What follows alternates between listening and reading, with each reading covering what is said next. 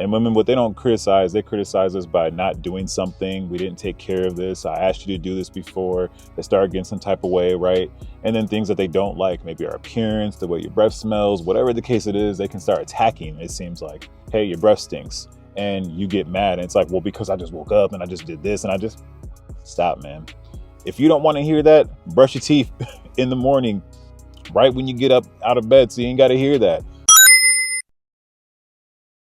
Have you ever been in a situation where your wife will ask you if something is wrong? And usually, the response for yourself is, no, I'm good. Or she wants to talk and she tells you, I want to talk. And you get that little uneasy feeling sometimes because you already know it ain't going to be the kind of conversation you want. Or she shares something with you, something that she doesn't like, and rubs you the wrong way. We've all been there. All men have been there somewhere along the way. And what ends up happening, though, and most times for men, is they do not know how to handle those situations very well. Um, Easy to close off, easy to shut down, and easy to not talk about any of those things and just live life, ball it up. Well, I am going to share with you the three biggest mistakes that men tend to make in their relationships. Now, I say three, but there's a lot more than this.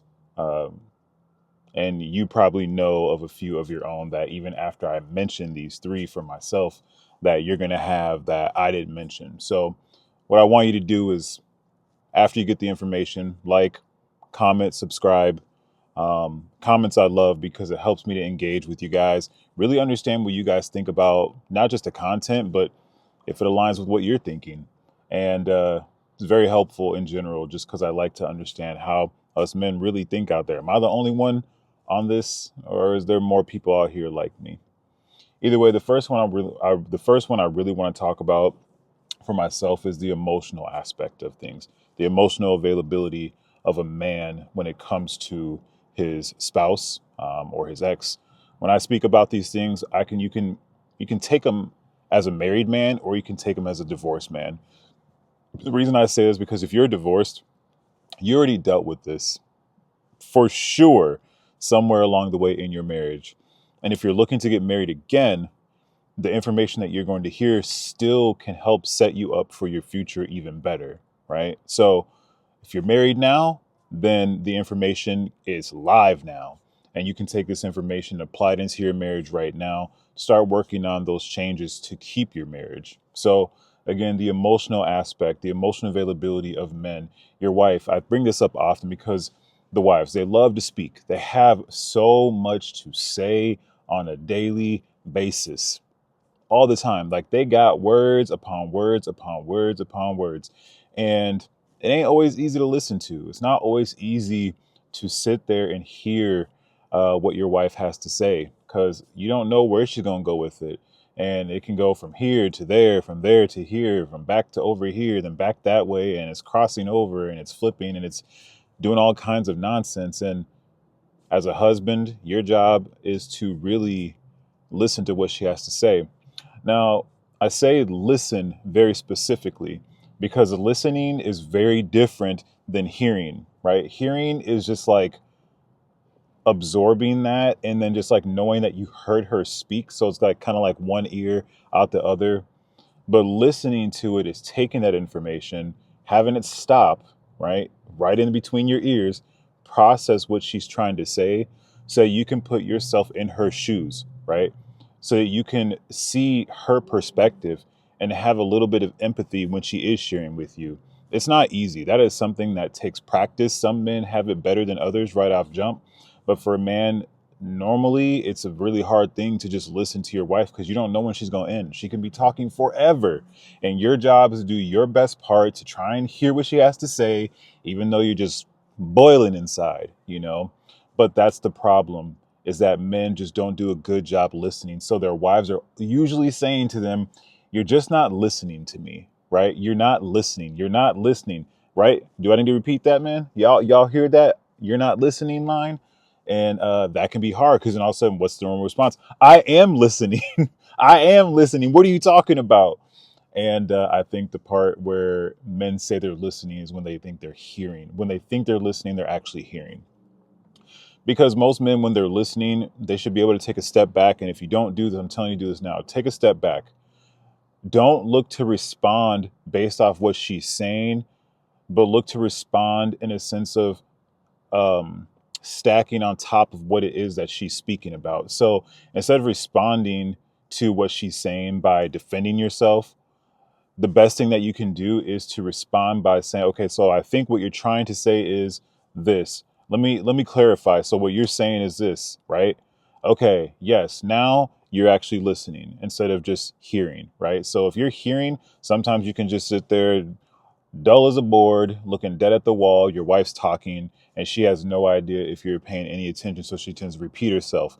But if you're able to jump in and give her that opportunity to know, hey, you don't have to repeat yourself by just, piggybacking off what she's saying, then it might make it a little bit easier for her to know that you're listening, and for you to not have her talk so much. just, just being real, man. Like sometimes it's a lot. So the best thing for you to do is listen quickly, so you can hopefully get that conversation to minimize quicker, not to rush it, for any specific reason, but only in the fact that you want to make sure that she doesn't have to spend her time talking about nothing extra, just straight to the facts and be done. Um, that's one area. The second part is number two is just criticism, right? We know that women operate a very specific way. Men, we operate so logically, right? In a sense of like, we operate in boxes, okay? Boxes we operate in. So when we're speaking about a very specific topic, we focus on that topic and we try not to bounce around a lot of different places. Women, they got a ball of wire in their head. So all they're doing is going from point to point to point to point, spinning around, spinning around, spinning around, spinning around. And then somehow all those things connect for them. For them, it makes complete sense. Doesn't mean it's logical, not at all, right? For men, when we're in a box and we stay in that box, it's logical because we didn't move anywhere. We stayed right there. And then when we were done with that box, and we closed the box, right? And then we open up the next box. So if we're talking about finances, okay, let's focus on finances. All right, so now we're not talking about finance no more because the wife's ball of wire kept them going like this. Now we didn't realize that the box needed to be closed so we can go over and talk about the kids. Well, now you're talking about the kids, and then she goes back over to finances and something else. Now you got all these boxes open. You're like, man, I don't even know what to do no more. So the part that ends up happening is we start criticizing how our wives do these things. It's like, why do you do it like this? Why do you think that way? How can you operate like this? Why would you have done that? How could you have done that? And it's like, because they don't think logically like us, right? So for us, it's like, how could you not do that? How, I don't understand. Like, why would you do that versus this? And then so what ends up happening is the wives start feeling like they're being criticized because they're not thinking like you, and that can make it hard for them, right? There's this book I think that came out a while ago that men are from Mars, women are from Venus, and it's true. Men and women are just completely different people. We're not the same. We have completely different thought processes. We operate so differently. And that's why marriage is so awesome, because you take two people on two different sides of the spectrum who usually when they come together have a lot of differences. But the reason why that happens is because think about when you guys come together actually, and you start learning how to communicate better. You start looking at how people operate. You start looking and listening better. And it's like you can now take a page out of their book, they can take a page out of your book, and you start truly uniting as one, right? But when we start criticizing or putting them down, then it just makes that bond less. It loosens the bond when we should be strengthening it. So it is up to us to learn how to not criticize them. They are considered the weaker vessel in biblical terms. So our job is to love on them, to treat them softer, a little bit more courteous. But it doesn't mean get walked on. All right. So that's not what I'm saying. Don't get walked on just because, you're trying to be softer. No, there still is a place that you need to be as a man. But learn how to cater and love on your wife in certain situations so that she can still grow into the person that she needs to become.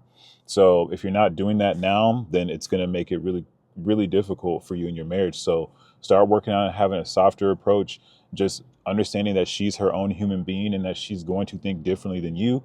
And that's all right. Nothing's wrong with that. But if you take the time to understand and, like I said, put yourself in her shoes, then it can be a little bit easier to allow for those things, the illogical thinking sometimes, to be okay. Like, grow up. It's all right. You don't have to be so cut black and white. Sometimes gonna be a little gray area there.